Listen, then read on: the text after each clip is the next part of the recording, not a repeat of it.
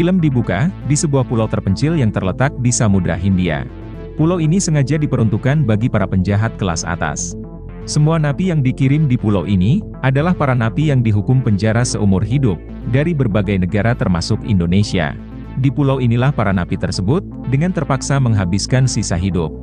Pada hari itu, seorang ibu dan anaknya yang masih kecil dikejar oleh sekelompok napi brutal. Di sini sang ibu berupaya keras menghadang mereka untuk menyelamatkan anak perempuannya itu yang bernama Angel.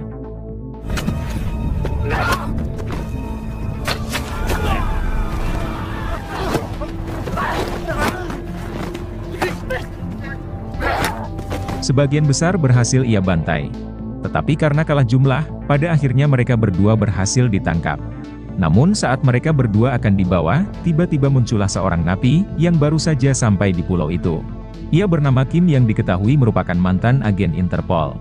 Kim dipenjara seumur hidup karena membunuh keluarga seorang bos mafia. Tanpa mengucapkan sepatah kata pun, Kim langsung membantai mereka semua, satu persatu.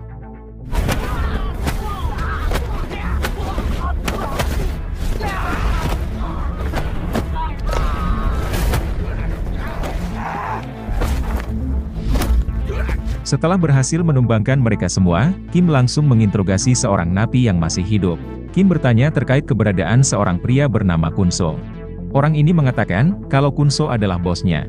Dan ia lebih takut kepada Kunso ketimbang Kim yang seorang napi baru. Menanggapi itu, inilah yang dilakukan oleh Kim.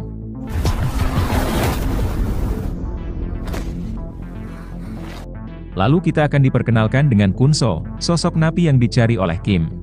Kunso adalah mantan ketua mafia yang dikenal sangat brutal, dan merupakan penguasa tertinggi di pulau tersebut. Pulau yang tidak memiliki aturan hukum, di mana semua orang bebas untuk saling membantai.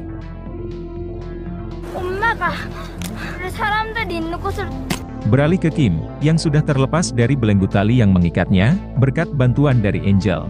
Kemudian Angel mengajak Kim ke markas persembunyian mereka. Dalam perjalanan menuju ke sana, Kim harus memboyong ibu Angel, yang masih tak sadarkan diri.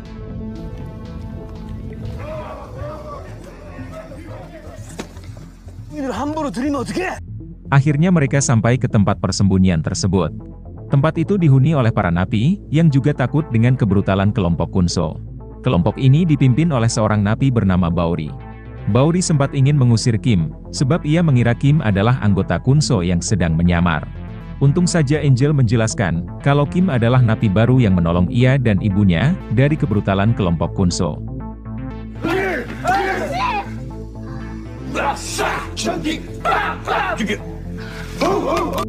Di malam harinya, Bauri mengomeli Angel karena bermain terlalu jauh. Sehingga kelompok Kunso hampir saja menangkapnya, bahkan ibu Angel juga nyaris menjadi korban. Kim lantas bertanya kepada Bauri, apa ia tahu di mana markas Kunso, karena ada urusan yang harus ia selesaikan dengan mantan ketua mafia tersebut.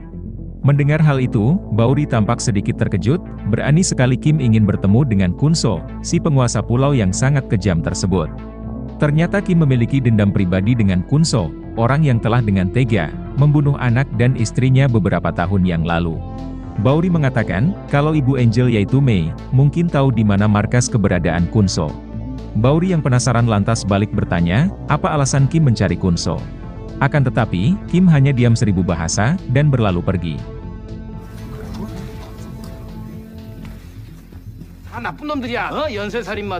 Beberapa jam setelah itu, Bauri mendekati Kim sembari menasehati, kalau ia tidak usah so jago di pulau ini. Bauri dengan nada sombong berkata, kalau mengalahkan dirinya saja, Kim belum tentu mampu, apalagi melawan Kunso yang sangat brutal. Menanggapi itu, inilah yang dilakukan oleh Kim.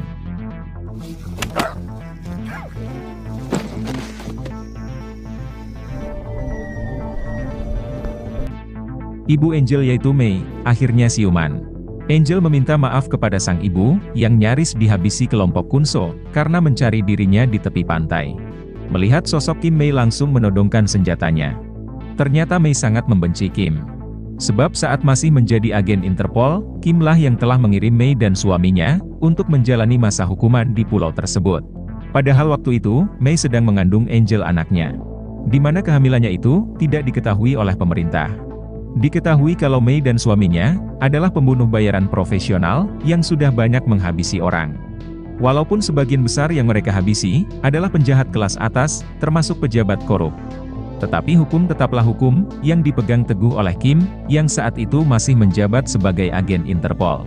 Kim menjelaskan, kalau ia akan meninggalkan tempat itu, asalkan Mei mau mengatakan di mana letak markas Kunso. Mendengar itu, Mei langsung mengatakannya. Markas Kunso terletak di samping Gunung Merapi, di tengah hutan.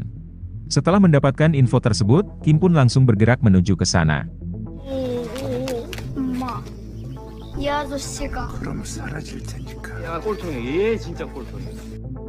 Setelah berjalan cukup jauh, Kim dikejutkan dengan kemunculan Angel, yang terkena perangkap di tengah hutan.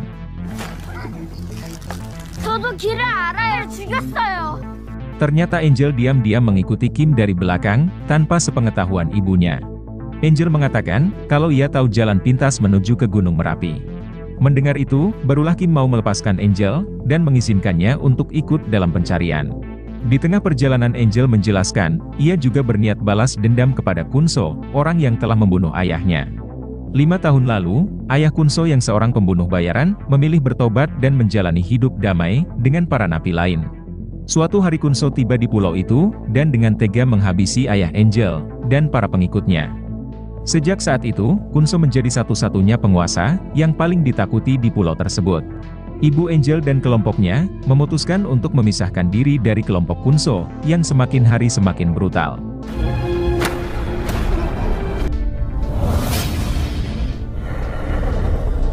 Beralih ke Bauri, yang masih berusaha memikat hati Mei yang seorang janda. Lalu tiba-tiba Mei mendapat kabar, kalau Angel telah menghilang, dan kemungkinan ikut dengan Kim.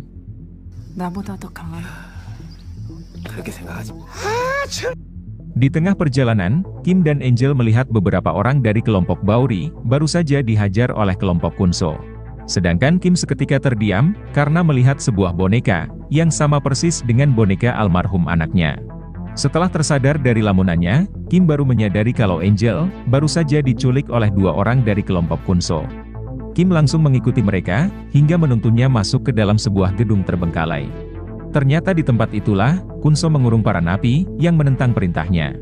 Tanpa banyak bacot, Kim langsung menghajar kelompok Kunso, yang berjaga di sana.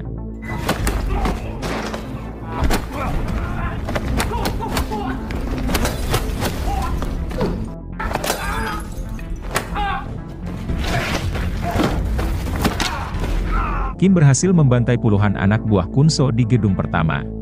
Setelah itu ia melangkah ke gedung nomor 2, dan kembali harus berhadapan dengan puluhan anak buah Kunso yang lain.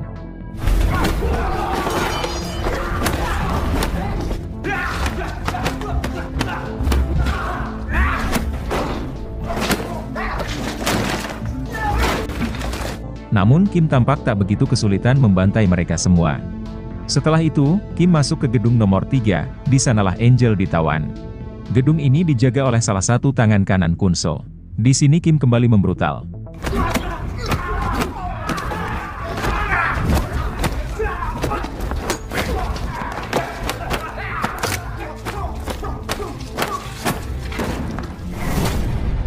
Setelah berhasil menghabisi mereka semua, sekarang Kim harus berhadapan dengan si tangan kanan. Namun si tangan kanan, juga harus bernasib sama dengan anggotanya yang lain.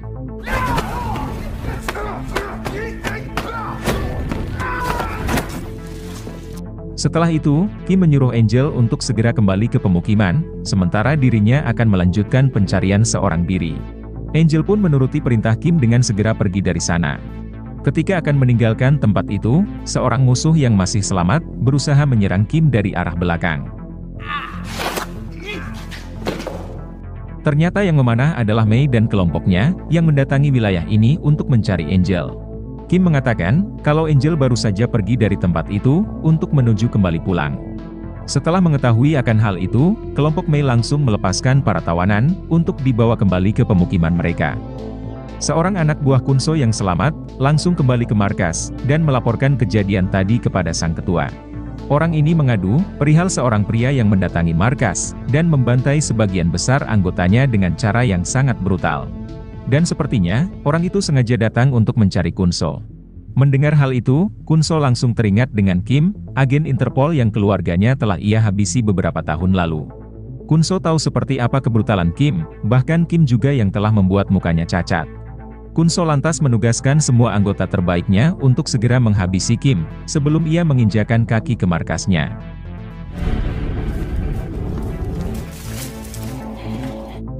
Di balik itu, Angel disergap oleh kelompok pemanah, yang merupakan anak buah Kunso. Saat mereka akan menghabisi Angel, Kim pun muncul menyelamatkannya tepat waktu.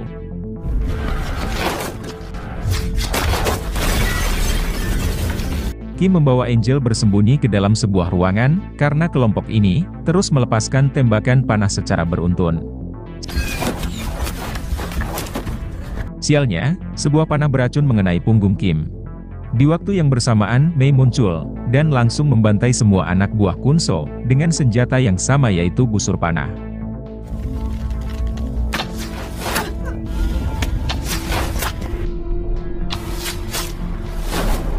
Sampai akhirnya, kelompok pemanah ini tewas tak tersisa. Kemudian, Mei menemui Angel, ia sangat lega, mengetahui anaknya itu baik-baik saja. Tapi sebaliknya, Kim justru sekarat, terkena panah beracun akibat melindungi Angel. Mei lantas melakukan pertolongan pertama, dengan membubuhkan ramuan pada luka Kim. Di tengah itu, Bauri dan kelompoknya sampai. Mereka segera mendesak Mei dan Angel, untuk segera pergi dari sana sebelum terlambat, karena pasukan Kunso sedang mengarah ke tempat itu. Tetapi Angel terus memohon, agar kelompoknya tidak meninggalkan Kim, dalam keadaan sekarat seperti ini. Akhirnya, mereka setuju membopong Kim kembali ke pemukiman. Bauri menyuruh sebagian anak buahnya untuk melarikan diri dari arah belakang, sementara ia akan mencoba mengalihkan perhatian pasukan Kunso.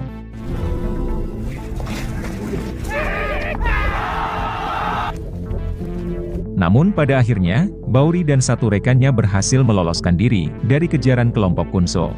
Tetapi sayangnya, mereka berdua terkendala bahasa. Bauri orang Korea, sedangkan rekannya itu orang Indonesia. Saat akan melanjutkan perjalanan, Bauri malah terkena jebakan. Bauri meminta rekannya untuk segera pergi, tetapi rekannya itu tidak paham maksud ucapan Bauri. Ia pun akhirnya juga ikut terkena perangkap.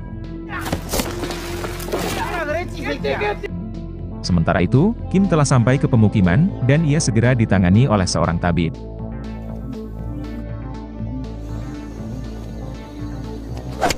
Namun di balik itu, Bauri dan temannya berhasil ditangkap oleh kelompok Kunso. Kelompok ini dipimpin oleh seorang pria bernama Yong. Yong menugaskan anak buahnya untuk menghabisi teman Bauri, sementara Bauri sendiri akan mereka lepaskan.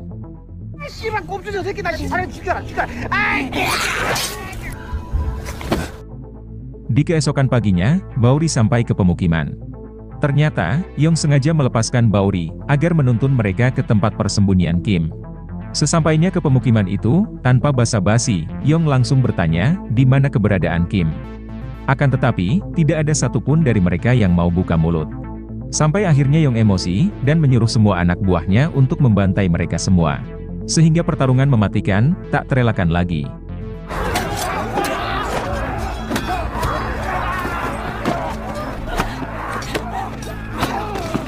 Sedangkan Kim, sampai saat ini masih tak sadarkan diri, akibat panah beracun yang menjalari aliran darahnya.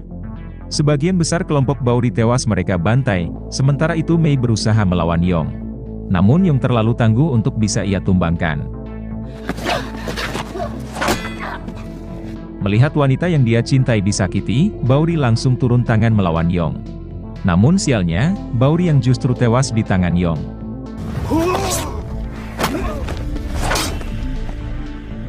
Di waktu yang sama, Kim akhirnya sadar. Meski masih belum begitu pulih, Kim langsung turun tangan, menghadapi Yong dan kelompoknya sekaligus.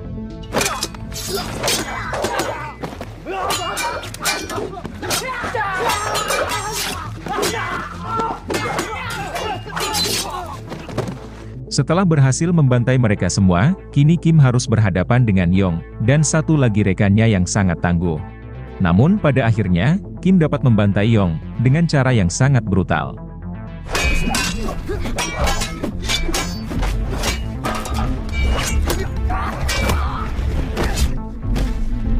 Tak lama setelah itu, tangan kanan Yong juga harus bernasib sama. Semua orang di tempat itu tewas bergelimpangan, yang tersisa hanya Kim, Mei dan Angel. Tanpa membuang waktu, Kim langsung mengarah ke markas Kunso. Karena sekarang, Kim bukan hanya menuntut balas atas kematian keluarganya, tetapi juga kematian kelompok Bauri yang tidak berdosa. Sesampainya di markas itu, Kim langsung membantai semua anak buah Kunso yang masih tersisa.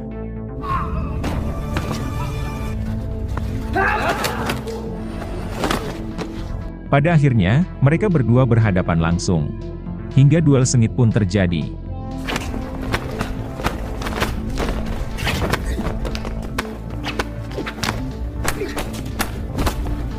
Namun pada akhirnya, Kim berhasil membantai Kunso, dan dendam Kim pun akhirnya terbalaskan.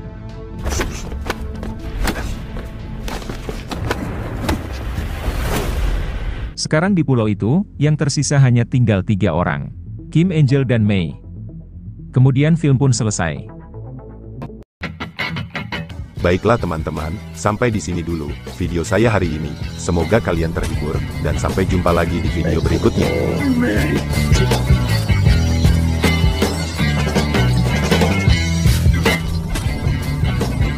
Thanks for the